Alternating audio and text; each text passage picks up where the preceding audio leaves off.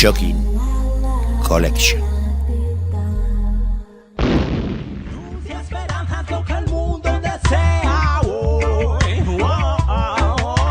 Falla la balanza, los esclavos se interesan. Y no soy quien apoya ese sistema. Desmontando a Babylon. No voy a bajar los brazos, never. Luz y esperanza es lo que el mundo desea. Bienvenidos, bienvenidas a esta segunda entrega del Shocking Collection de Desmontando a Babylon. Un formato en el que resumimos la información de cada tema a tratar de forma que obtengas lo básico de la misma, para después poder tirar del hilo vosotros mismos. Así que coged papel y boli que empezamos.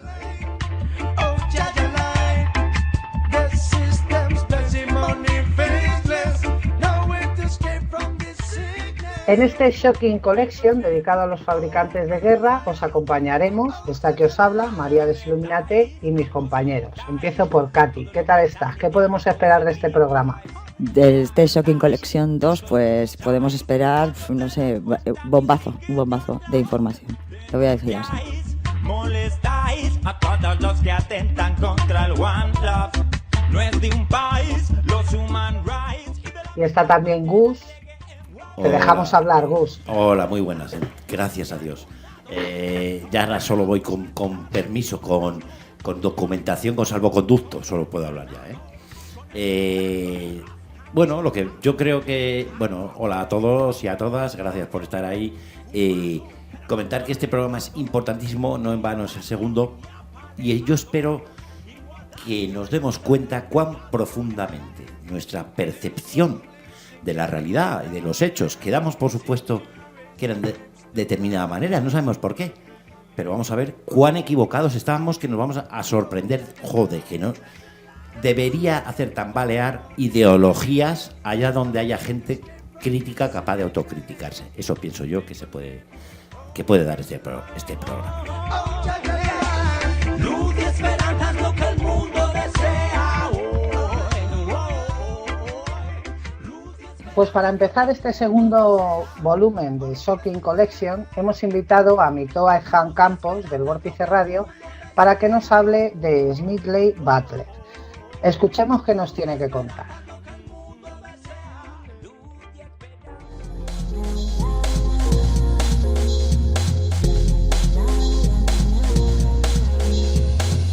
Shocking Collection.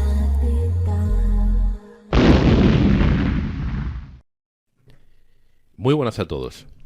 Ante mí tengo un libreto que se titula La guerra es un latrocinio, la guerra es un robo, escrito por el mayor general Smedley Butler, el marine más condecorado de la historia de los Estados Unidos, que comenzó siendo teniente, terminó o llegó a ser general, y al final de sus días, por ahí por 1937-1935, terminó denunciando lo que en realidad había sido su labor como militar a lo largo de su servicio. Decía alguien que en esta vida siempre hay que esperar lo inesperado, y desde luego, este hombre, Smedley Butler, es alguien de quien puedes esperar lo inesperado, para lo bueno, por una vez.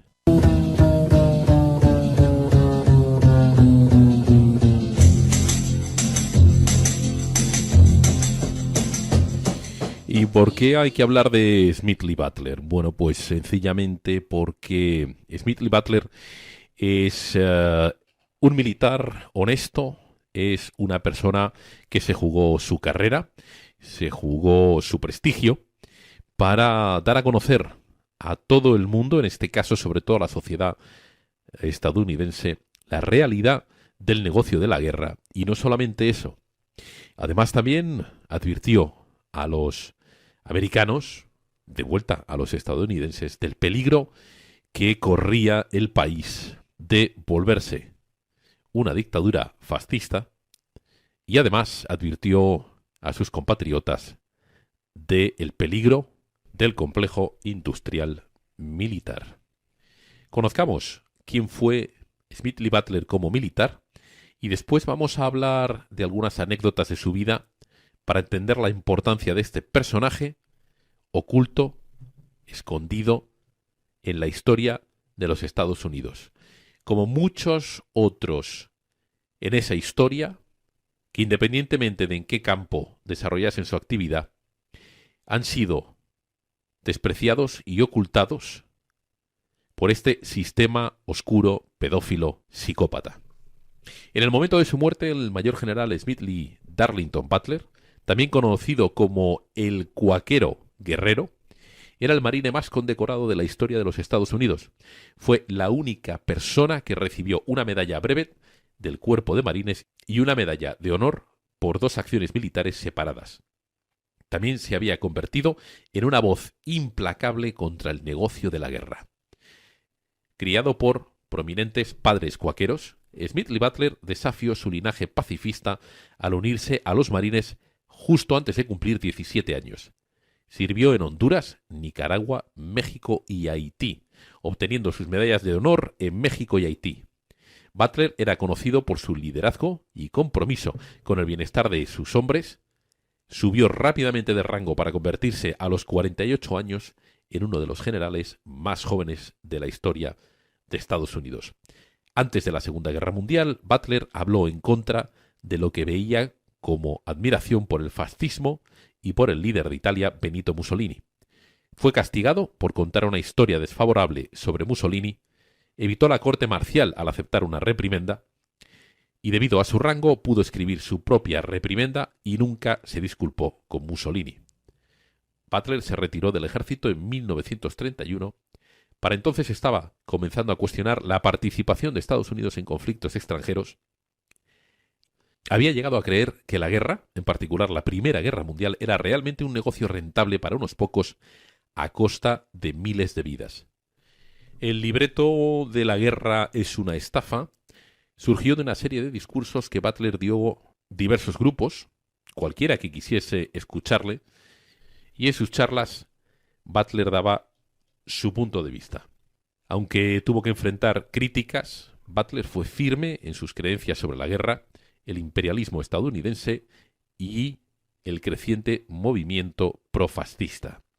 Habló con franqueza y honestidad sobre sus experiencias y opiniones y fue muy popular entre el público estadounidense. En 1934, Butler acudió al Comité de Actividades Antiamericanas de la Cámara para exponer una conspiración contra el gobierno. Había sido reclutado por un grupo de ricos profascistas que esperaban usarlo en un golpe de Estado contra el presidente Roosevelt. Se fue reuniendo información sobre el complot y lo llevó al Congreso. Las afirmaciones de Butler no fueron perseguidas agresivamente y el asunto fue desestimado en gran medida. Sin embargo, un informe interno del Congreso confirmó la veracidad de la trama. Smith Lee Butler murió en 1940, pero su presencia todavía se nota en Estados Unidos. Los veteranos, en este caso por la paz, en Boston, Massachusetts, dedican su nombre, Brigada Smith Lee Butler, y además también Smith Lee Butler aparece en el documental La Corporación. Me gustaría leeros las 2 primeras páginas, solo las 2 primeras de su libreto La guerra es un latrocinio, para entender exactamente hasta qué punto este hombre llegó a estar comprometido con la denuncia de lo que es el imperialismo, de lo que es el negocio de la guerra. La guerra es un latrocinio, siempre lo ha sido. Es posiblemente el más viejo, sobradamente el más provechoso, seguramente el más vicioso. Es el único de alcance internacional, el singular en el cual los beneficios se cuentan en dólares y las pérdidas en vidas. Un latrocinio se describe lo mejor posible, creo, como algo que no es lo que parece ser a la mayoría de la gente. Solamente un pequeño grupo interno sabe de qué se trata. Es dirigido para el beneficio de unos pocos a expensas de muchos. Por la guerra, un pequeño número de personas hace enormes fortunas. En la Primera Guerra Mundial, un mero puñado de personas acopió los beneficios del conflicto. Por lo menos se hicieron 21.000 nuevos multimillonarios en los Estados Unidos durante la Guerra Mundial. De ellos, muchos admitieron sus enormes y sangrientas ganancias en sus informes al impuesto sobre la renta. ¿Cuántos otros millonarios de la guerra falsificaron sus declaraciones de impuestos? Nadie lo sabe. ¿Cuántos de estos millonarios de la guerra llevaron un rifle sobre sus hombros? ¿Cuántos de ellos cavaron una trinchera? ¿Cuántos de ellos supieron lo que significó estar hambriento en una cueva infestada de ratas? ¿Cuántos de ellos pasaron noches de miedo y desvelo, evadiendo cascos de metralla y balas de ametralladoras? ¿Cuántos de ellos rechazaron una carga de bayoneta del enemigo? ¿Cuántos de ellos fueron heridos o muertos en batalla?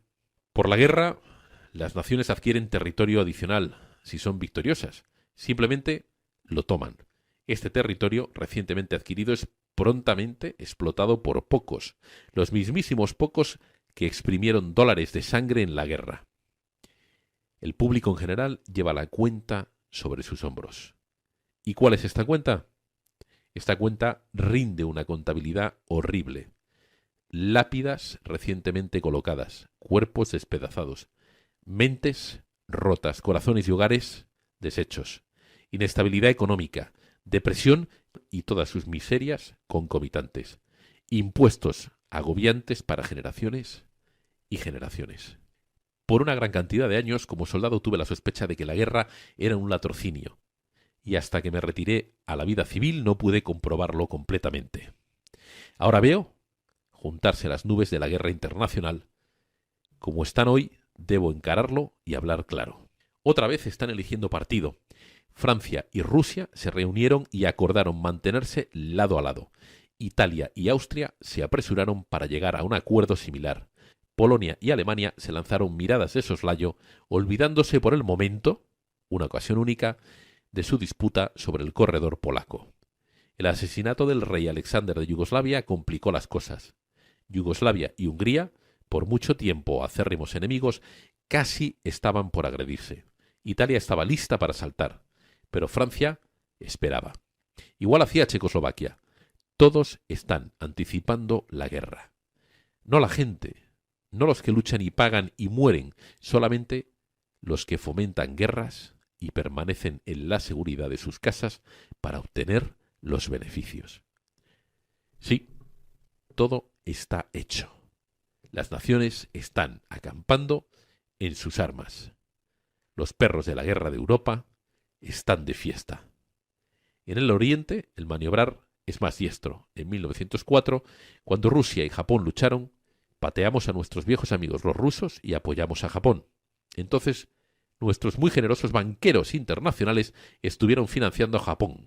Ahora la tendencia es envenenarnos contra el japonés. ¿Qué significa la política de puerta abierta con China para nosotros? Nuestro comercio con China es de 90 millones de dólares por año aproximadamente. Bueno, hasta aquí la lectura de solo 2 de las primeras páginas de este libreto. Pero es que Butler no se queda aquí.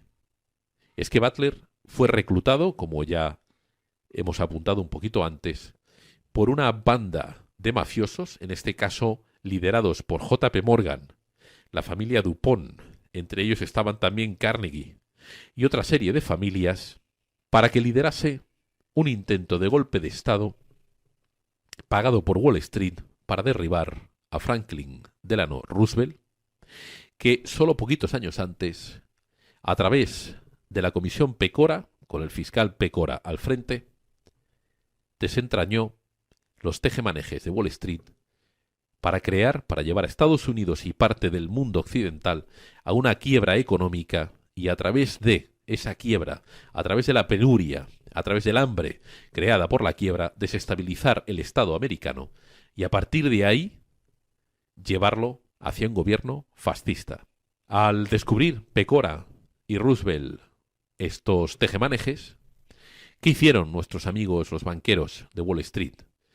No hay que olvidar que J.P. Morgan precisamente creó las preferentes en 1929, precisamente robó todo el dinero de los pensionistas veteranos de la Primera Guerra Mundial y que además es socio principal, o lo fue en su momento, de nuestros amigos de Caja Madrid y Bankia con las preferentes. Dios los crea y ellos se juntan.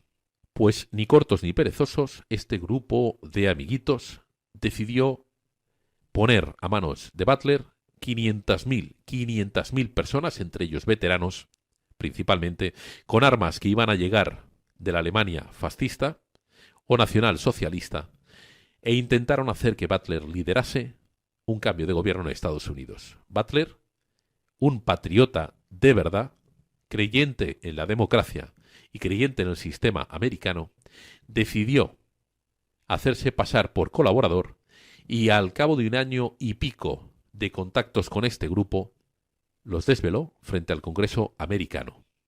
Todo se metió bajo la alfombra. Bush. Si buscáis el nombre, aparecerá también. Más tarde se dio un golpe de Estado que ha revertido la trayectoria del mundo.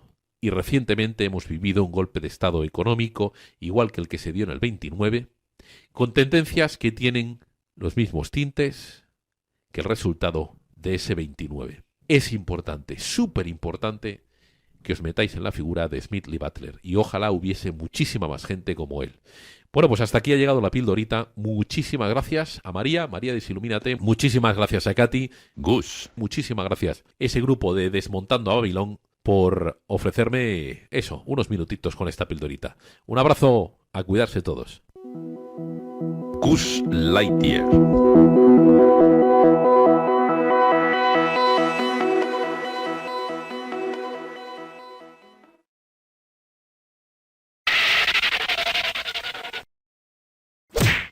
Apaga tu tele y escucha a Desmontando a Babilón. Remember, you're listening to Desmontando a Babilón. Recuerda, estás escuchando a Desmontando a Babilón.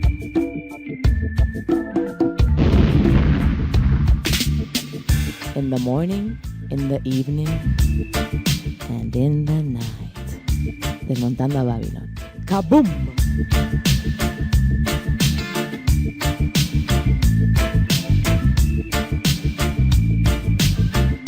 Gogora ezazu.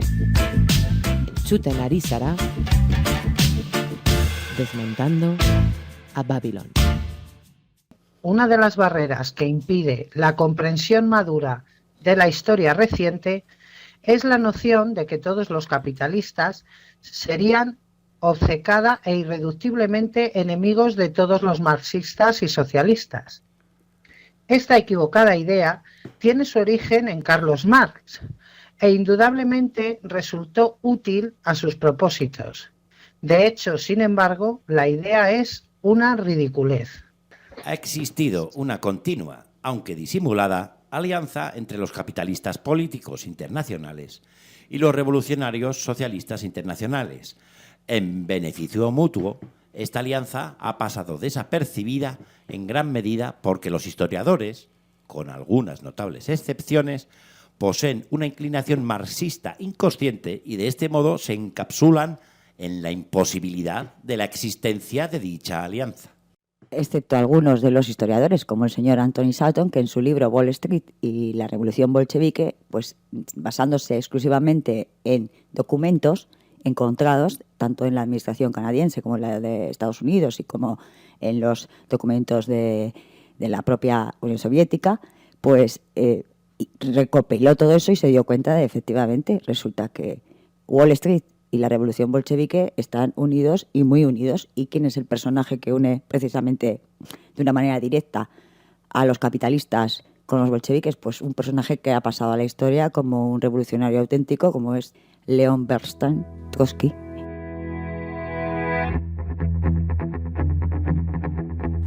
Por sus hechos,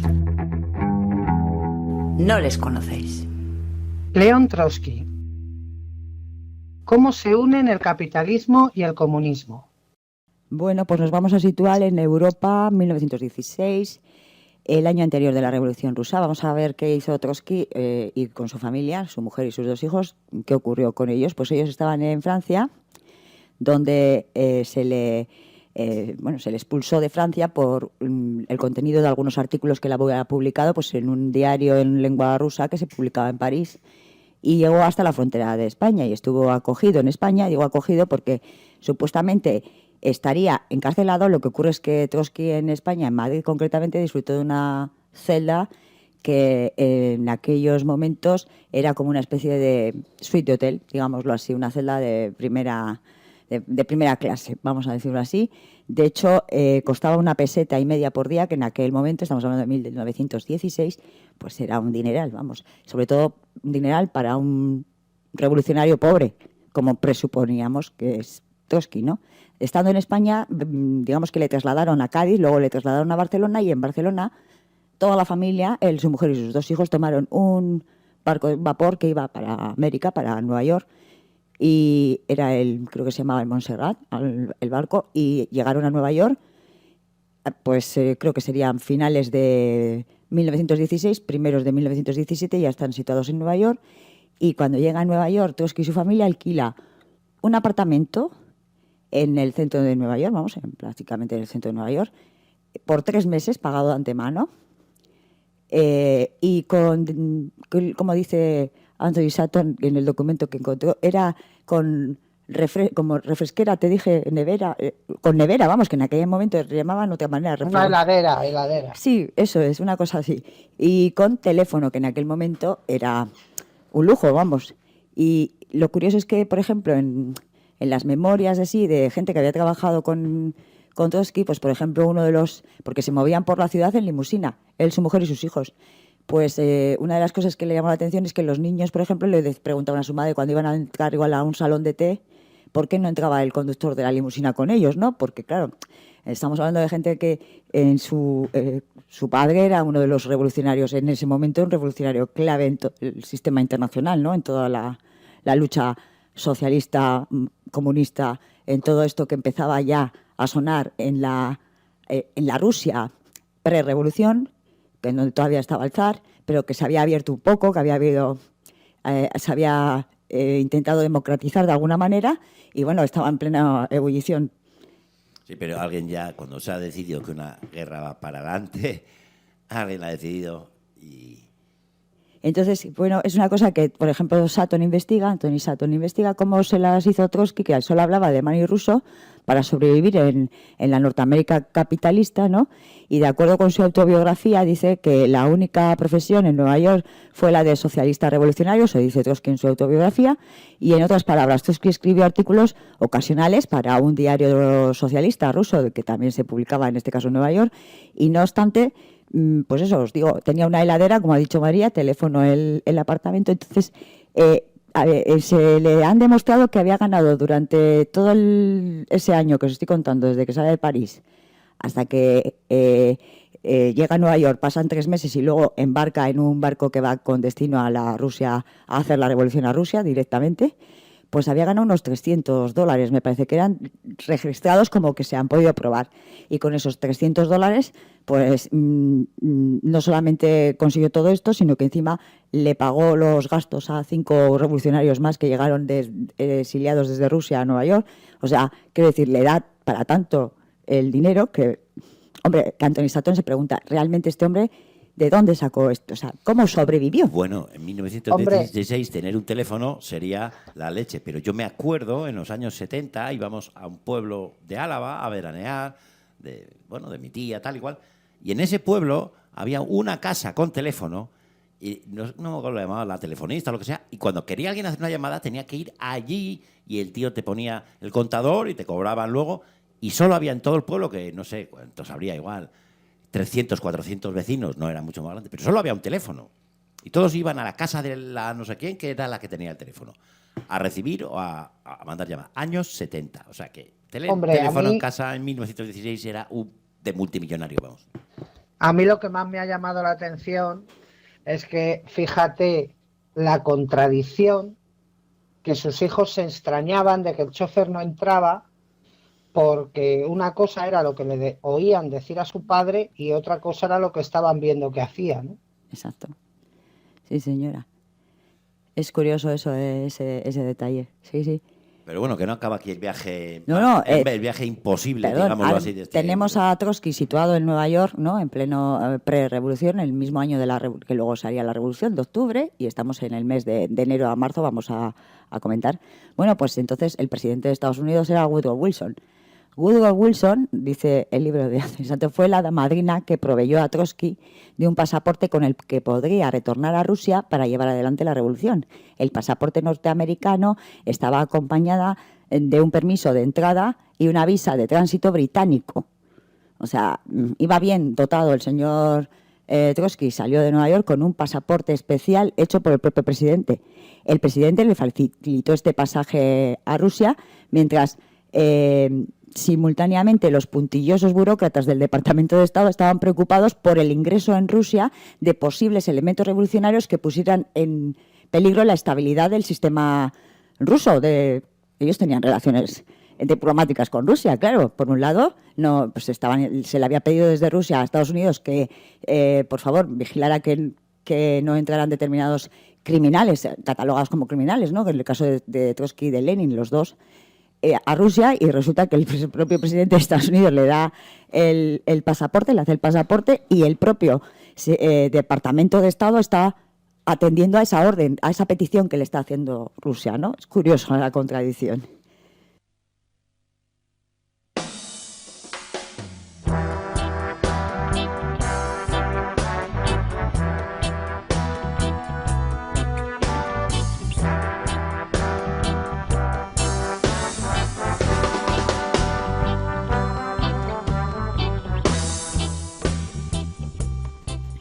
Bueno, sigue. Trotsky va a Canadá. Ahora lo vamos a embarcar. Lo embarcamos en el buque Christiansen, me parece que se llamaba así, Christiansen creo que era, y embarca con otros... claro, es que aquí entra en juego otra sugerente información, y es que cuando Christian Ford se llamaba, dejó el puerto de Nueva York el 26 de marzo de 1917 y llevaba su pasaporte norteamericano para entrar en Rusia, en compañía de otros revolucionarios trotskistas, financistas de Wall Street, comunistas norteamericanos y otras interesantes personas. Vamos, un grupo de lo más variopinto, embarcado para hacer una revolución socialista proletaria. Bueno, vamos a ver, Trotsky desembarca en Canadá. Bueno, lo desembarcan en Canadá y lo consideran un prisionero de guerra alemán, porque estábamos en la Primera Guerra Mundial, Alemania estaba en guerra contra los aliados, entre ellos estaba Canadá, estaba Gran Bretaña, ¿no? Y entonces Trotsky es desembarcado junto con sus camaradas, con sus hijos y su esposa, y es internado en un campo de prisioneros de guerra alemanes. Cosa que es muy curiosa, porque Trotsky supuestamente es ruso, ha nacido en Ucrania. Lo que ocurre es que Bernstein no se tiene muy claro si realmente nació en Ucrania. Ahí hay unas dudas razonables, o realmente pudo nacer, o tenía el pasaporte alemán por parte de madre, que era alemana. Por lo visto, por ahí viene el apellido Bernstein, vamos, de su madre. Bueno, el caso es que se lo llevan, pero claro, ¿qué ocurre?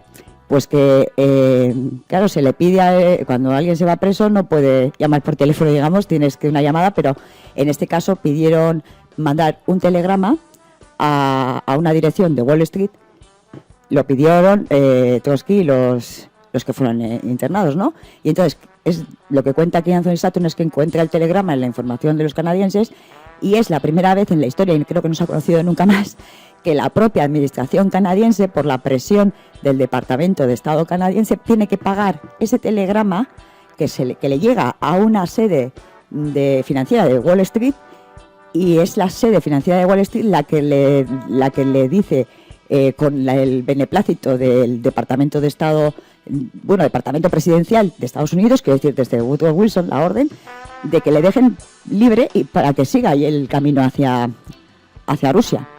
Y entonces Canadá, en ese momento, acogen, el Departamento Presidencial llama a su homónimo, ¿no?, en Canadá, y al final el gobierno canadiense deja libre a Trotsky para que embarque y se vaya directo a hacer la revolución, eso sí, pasando por Suecia, porque Trotsky está casado con la hija de un gran banquero sueco, que no se nos olvide.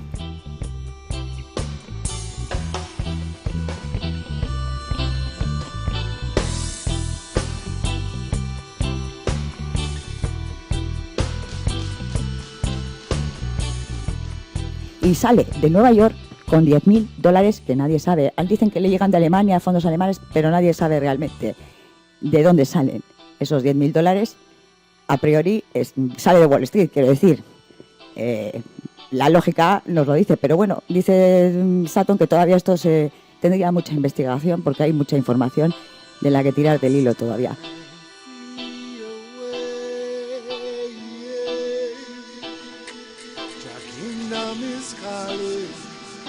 Babylon soon falling. Watch it. It's time to be away. Jah kingdom is falling.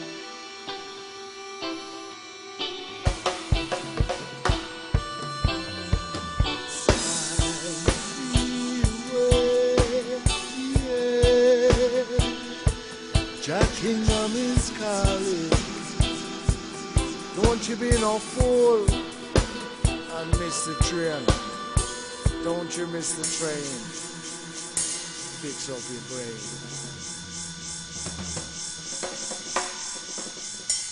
No good. No good, no good.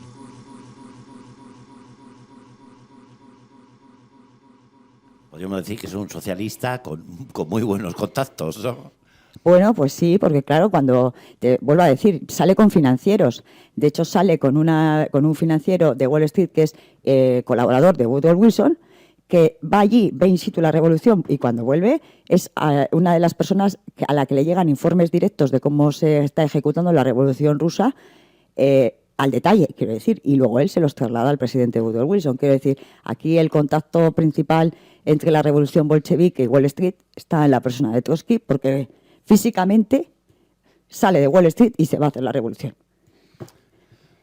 Bueno, ¿qué te parece, María, y a ti también, si ponemos un temita, que ponemos un tema en estos Shocking Collection y seguimos adelante? ¿Cómo lo ves, María? Pues adelante. Perfecto.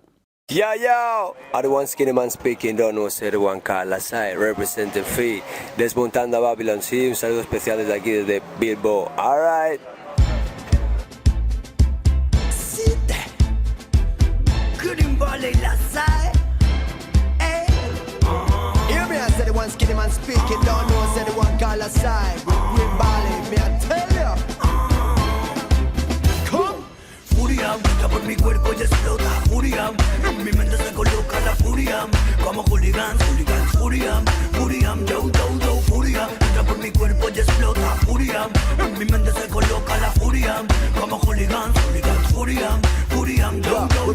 Long time and I see no peace around here. Positivity this time seems so weird. Me say tear over tear, all on the year. He looks so far, but he feel it so near. Look for them, well like them are real than dada. Well like them ready to go kill one another. Sell up them sister and I sell up them brother. Same time me see say them have to go other. See the whole wide world in a calamity. Open up your eyes cause a riot we need. Long time we living in a crazy regime. We tired of the rhythm set up by the system. But none of that can stop me from singing. And so me take the mic to spread reality. The one is skinny with a green body. We place the nation with enough music. Furia, lucha por mi cuerpo y explota. Furia, en mi mente se coloca la furia. Como hooligans, furia. Furia, yo, furia. Lucha por mi cuerpo y explota. Furia, en mi mente se coloca la furia.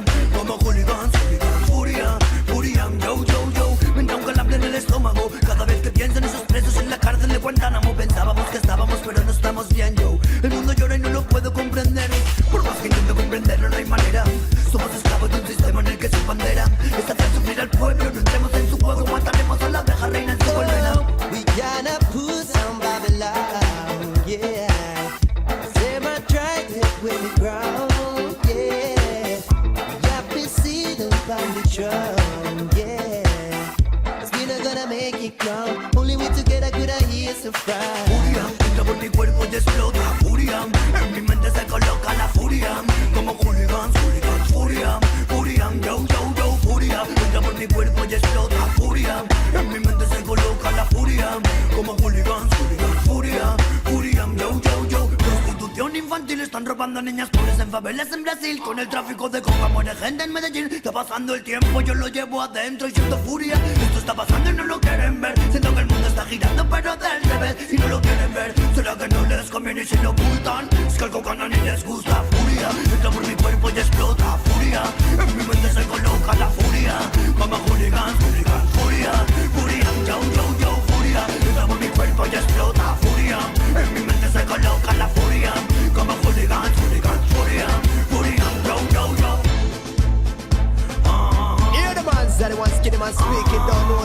call a style alongside Green Valley. Me I tell ya, World Revolution, you know see. Yes, Real Riot.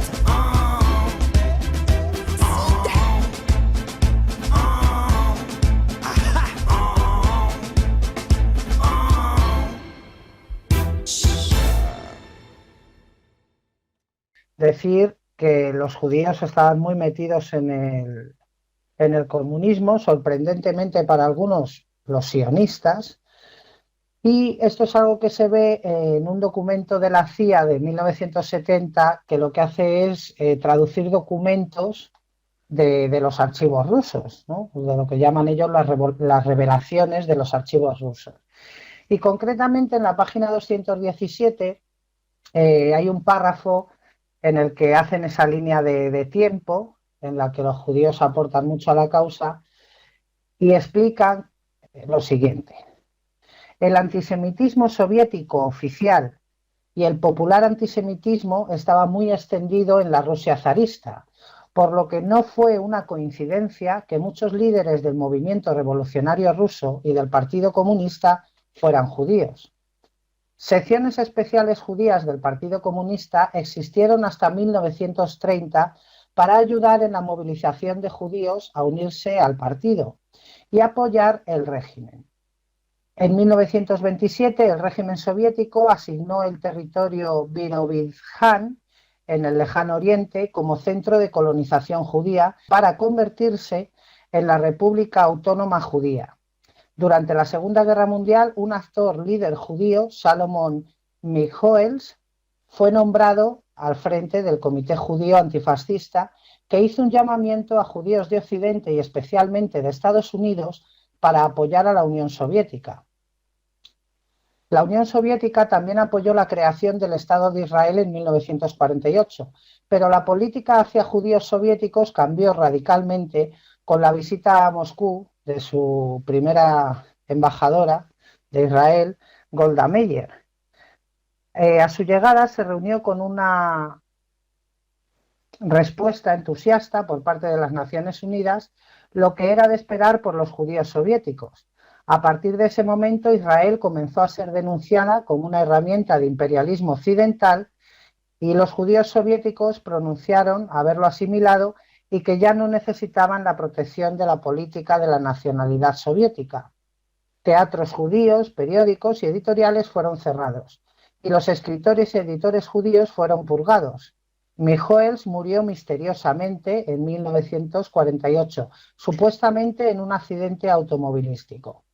Informes de prensa denunciando cosmopolitas desarraigados y hombres de lealtad incierta condujo a los rumores de que toda la población judía de la URSS serían deportados a Birobidzhan, como los tártaros de Crimea fueron deportados en 1944. Toma pa' que tenga. Toma pa' que tenga. Toma pa' que tenga. Toma pa' que tenga. Toma pa' que tenga. Toma pa' que tenga. Toma pa' que tenga. Hasta 1936, más de 100 firmas de Estados Unidos estuvieron implicadas en la construcción de la maquinaria de guerra alemana. El interés de los inversores no era hacer negocio, ya que el contrato con el que el gobierno alemán estipulaba que no tenían derecho a sacar un céntimo de Alemania. Entre estas firmas destacan General Motors, Automóviles Ford, International Harvester, DuPont, Standard Oil. Otro ejemplo fue Union Bank, alianza entre la familia Thyssen y el banquero Harriman, quien financiaba a la vez a nazis y bolcheviques a través del banco Brown Bros. Harriman, donde su mano derecha fue Prescott Bush, padre y abuelo respectivamente de los presidentes de Estados Unidos George Bush y George W. Bush. Toma pa' que tenga. Toma pa' que tenga. Toma pa' que tenga. Toma pa' que tenga. Toma pa' que tenga. Toma pa' que tenga. Toma pa' que tenga. Toma pa' que tenga. Ahora María y Gus van a hacer un repaso histórico sobre las empresas que está demostrado que financiaron a los nazis y veremos si han pagado su deuda con la sociedad. Lo que es ahora JP Morgan Chase ayudó a reunir dinero para financiar operaciones nazis, algunas incluso contra el pueblo judío. De igual manera, sin orden alguna, congelaron las cuentas de los judíos residentes en la Francia ocupada. Henry Ford aportó desde sus fábricas 1 de cada 3 camiones utilizados por el ejército nazi. Henry Ford recibió la Cruz del Águila, máxima distinción que los oficiales nazis otorgaban a personas extranjeras, en reconocimiento por la labor realizada en beneficio de Alemania, entre comillas. Random House es una editorial que publicó propaganda y literatura nazi. Títulos como Esterilización y Eutanasia, una contribución a la ética cristiana aplicada. Kodak utilizó en su filial alemana a judíos en pésimas condiciones, los cuales ampliaron el negocio de la fabricación de gatillos, detonadores y mercancías afines para el gobierno nazi. Fanta fue creada para el mercado de la Alemania nazi. Allianz es considerada la aseguradora oficial del régimen. Durante la Noche de los Cristales Rotos recompensó al Estado nazi y no a los judíos afectados. Otra de sus acciones fue despojar a los judíos de sus viviendas mientras estaban retenidos en los campos de concentración. Novartis Pharmaceuticals nace de la unión entre las compañías suizas Ciba y Sandoz. En 1933, Ciba despide a todos los miembros de su comité directivo para sustituirlos por personas de origen ario. Luego, ambas empresas fabricaron tintes, fármacos y productos químicos para los nazis. Tiempo más tarde, Novartis aceptó parte de su responsabilidad y aportó $15 millones a un fondo suizo creado para reparar el daño que el pueblo judío sufrió a manos de los nazis. Bayer tienen en su historial el cuestionable mérito de haber sido proveedores del Ciclón B, gas que supuestamente se utilizó en las cámaras de gas. Nestlé apoyó económicamente la creación del partido nazi suizo. A cambio de esto, recibieron un contrato para ser el único proveedor de golosinas del ejército alemán. Sus fábricas estuvieron llenas de esclavos, algunos de los cuales consiguieron en el año 2000 que Nestlé acepte su delito y los compensara con una suma de $14,5 millones. Volkswagen abiertamente se aprovechó de la esclavitud permitida y fabricaron los motores de la Luftwaffe, la fuerza aérea alemana de la época. Utilizaron más de 50.000 esclavos judíos. Atentos a los 3 últimos nombres que van a ser citados por mis compañeros. Siemens estaba al borde de la bancarrota cuando Hitler llegó al poder. Los nazis le ofrecieron generosamente mano de obra esclava, procedente de los campos de concentración. Y Siemens, por supuesto, aceptó. ¿Qué hace Siemens ahora? La red de contadores inteligentes de luz y red de filtros inteligentes de agua para el desarrollo sostenible de la Agenda 2030. Financian al ICLEI, Consejo Internacional de Iniciativas Locales Medioambientalistas. IBM distribuyó sus máquinas Hollerith, las cuales sirvieron para contar judíos y grupos indeseables de la doctrina nazi. Estas ayudaban a que se les hiciera seguimiento a los judíos para luego capturarlos y ejecutarlos. Crearon la informática para el manejo de datos por la lectura de códigos como los tatuados en los brazos a los prisioneros de los campos. ¿Qué hace IBM ahora? Están trabajando en sistemas biométricos, cognitivos e inteligencia artificial, implementando la seguridad sostenible para el sistema global. General Electric, desde Estados Unidos, se alió con la empresa alemana Krupp. Manejaron el mercado de carburo de wolframio, materia prima esencial para la fabricación de maquinaria de guerra. ¿Qué hace ahora General Electric? Microsoft y General Electric se asocian para avanzar en Internet de las Cosas, la red inteligente de la Agenda 2030, que conectará todas las viviendas a una red central de vigilancia y control remoto, el Internet de las Cosas. ¿Que te quejas de la asamblea vecinal? Tal vez a las 3 de la mañana te quedes sin luz y a las 8 sin agua. La red inteligente te desconectará cuando sea preciso. Bueno, y como punto final podemos citar también a la empresa Hugo Boss, que fue la encargada de diseñar todo el vestuario que nos viene a la cabeza cuando recordamos el aspecto de los nazis en las películas, por ejemplo. Anthony Kirill Sutton, Londres, 14 de febrero de 1925, 17 de junio de 2002. Fue un economista e historiador británico notable por sus estudios sobre la importancia de la inversión y la tecnología occidentales en el desarrollo de la Unión Soviética, así como la supuesta financiación de la gran banca de Wall Street a los bolcheviques, los nazis y a Franklin Delano Roosevelt. Sutton estudió en las universidades de Londres, Gotinga y California, doctorándose en ciencias en la Universidad de Southampton. Enseñó economía en UCLA y fue investigador del Instituto Hoover de la Universidad de Stanford de 1968 a 1973. Instituto Hoover y Anthony Sutton. Sutton escribió una serie de libros académicos, libros de texto para cursos universitarios, en el Instituto Hoover de la Universidad de Stanford. Esta serie de libros trataron de la transferencia de tecnología desde Estados Unidos hacia la Alemania de Hitler y hacia los bolcheviques de la hoy extinta URSS, Unión de Repúblicas Socialistas Soviéticas. Cada libro explicaba un periodo histórico desde 1917. También escribió 3 libros para divulgación general, para el público. No eran libros académicos y trataban sobre financiación de Wall Street a los 3 tipos de socialismo que Sutton, como investigador, define. El socialismo bolchevique, el socialismo del bienestar, el socialismo hitleriano o nacionalsocialista. Cada libro examina la financiación y contribución de Wall Street y los banqueros internacionales al desarrollo de cada una de estas formas de socialismo. En este periodo publicó su estudio Western Technology and Soviet Economic Development, Tecnología Occidental y Desarrollo Económico Soviético, en 3 volúmenes, defendiendo y documentando que desde los años 20 y hasta la actualidad, el 95% de la infraestructura industrial soviética fue construida con asistencia técnica occidental o directamente por empresas occidentales y financiada con préstamos concedidos por los gobiernos de Europa y los Estados Unidos. El embargo comercial norteamericano fue simplemente una gigantesca farsa. El Estado soviético totalitario y completamente ineficiente nunca habría podido sobrevivir sin la ayuda externa.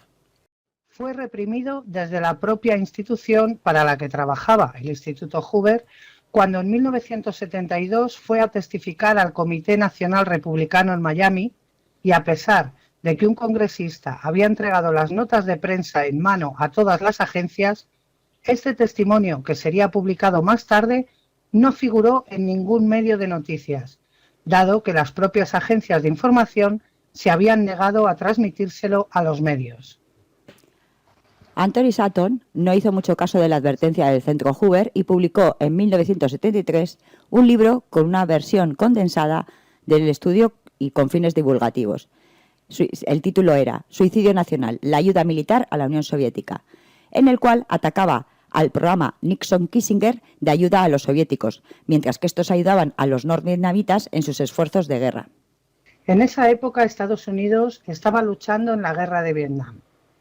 En 1972, por ejemplo, la planta de Gorky, que fue construida por la Ford Company, estaba fabricando los Gaz, un tipo de vehículo que había sido visto en la ruta Ho Chi Minh. Sí. Estados Unidos suministraba material a la planta de Gorky, que hacía los vehículos Gaz en medio de la guerra, y esos camiones estaban siendo usados para transportar explosivos por parte del enemigo de los Estados Unidos. Explosivos con los que estaban muriendo soldados americanos. En su libro, Sutton llegaba a la conclusión de que los soldados americanos morían en Vietnam gracias a su propia tecnología estadounidense y que la guerra no tenía tanto interés en detener el avance del comunismo como en generar ventas multimillonarias de armamento para el complejo industrial militar. Adiós al Instituto Hoover. Su director de investigación trató de impedir la publicación de la obra citada, Suicidio Nacional, que fue un bestseller, y el mismo director del Instituto Hoover, Glenn Campbell, consideraba al Dr. Sutton un problema.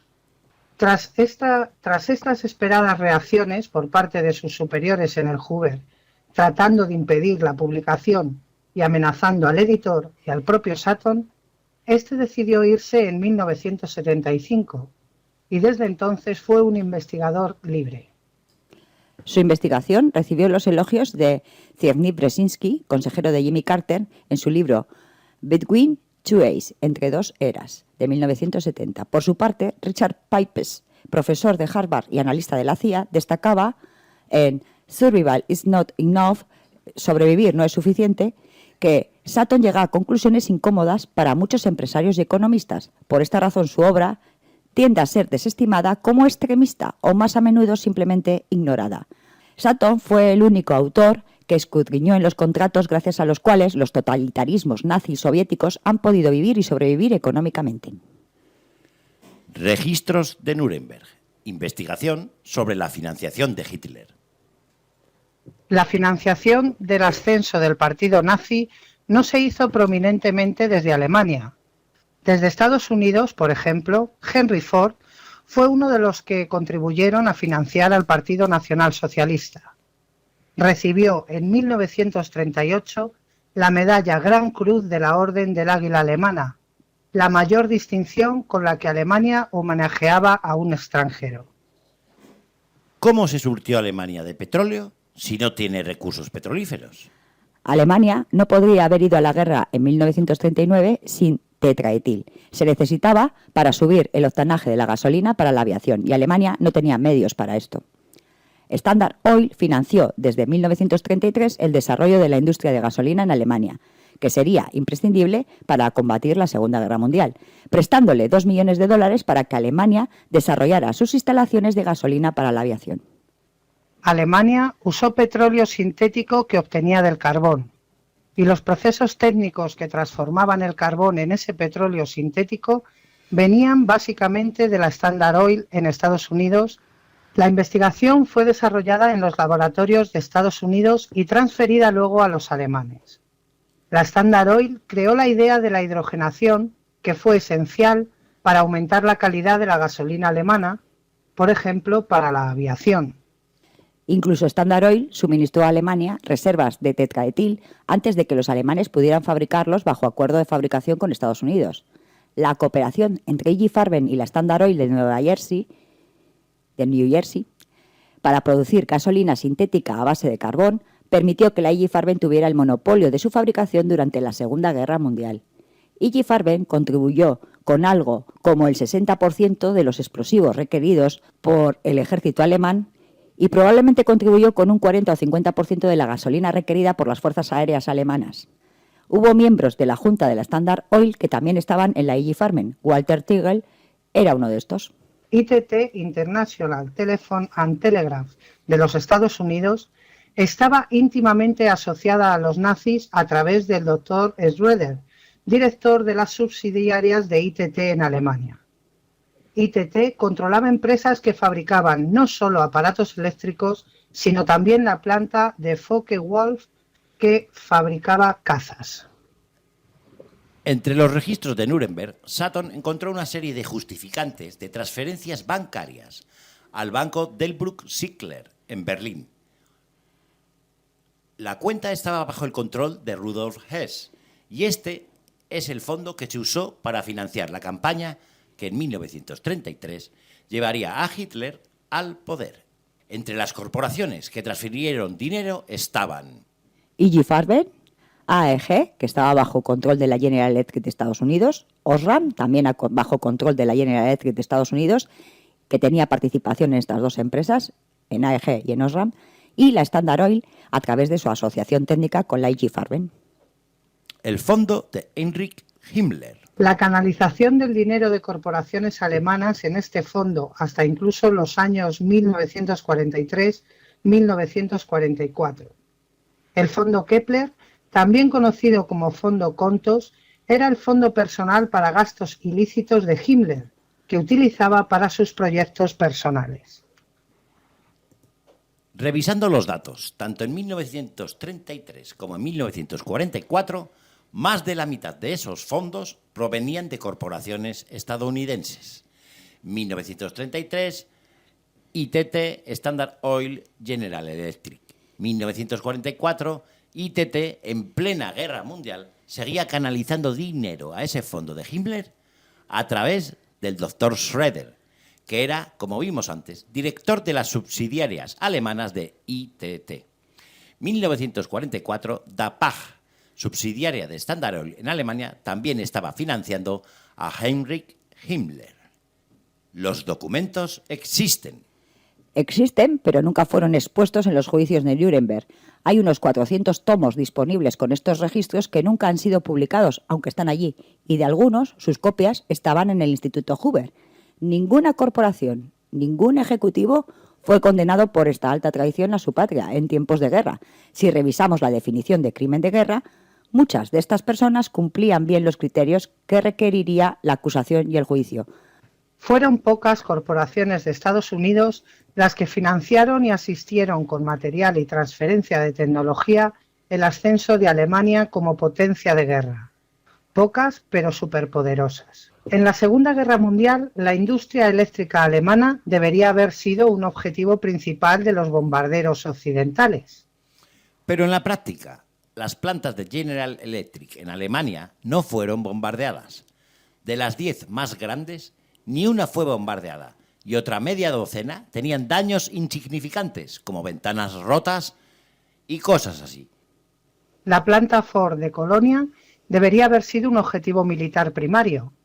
La Fuerza Aérea Británica bombardeó la planta Ford de Poissy en Francia, pero la planta Ford de Colonia, que era la mayor planta Ford de Alemania, no fue bombardeada. Estaba en la lista de informes de los objetivos de las plantas de Colonia. Sabían que la Ford era conocida y que fabricaba maquinaria para la Wehrmacht. Estaba, de hecho, programada como objetivo, pero no fue bombardeada. La ciudad de Colonia fue destruida como muchas otras ciudades alemanas, pero sin embargo la planta Ford no recibió impactos. Según Sutton, este tipo de decisiones se adoptan en comités especiales que por algún motivo impiden el bombardeo de determinadas instalaciones que a priori deberían ser máximo objetivo.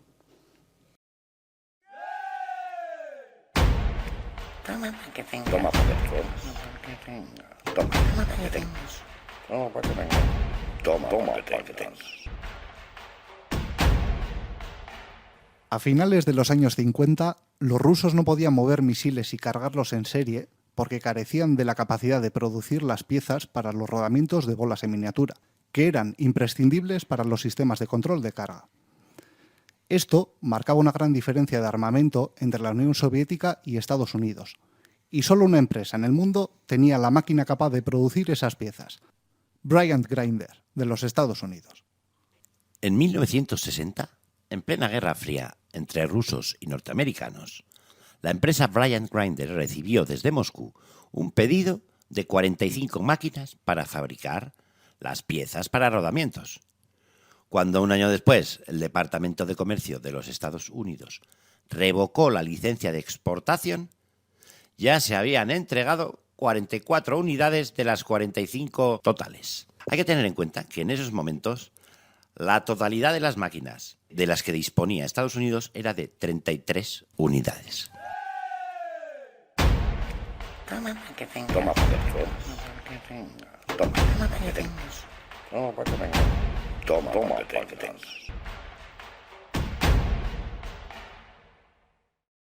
Bueno, llega el momento de terminar el programa y con la confianza de que sirva como destructor de ideologías, pues ahí os lo planteamos, ¿no? Creemos que ha quedado de relieve que las ideologías han sido fabricadas para que mientras que nos pegamos entre nosotros no miremos lo que están haciendo ellos. Totalmente recomendable, como solemos decir en Desmontando a Babylon, que toméis los datos que hemos dado en este programa y tiréis del hilo en vuestra propia investigación. Desde Desmontando a Babylon, gracias y agur.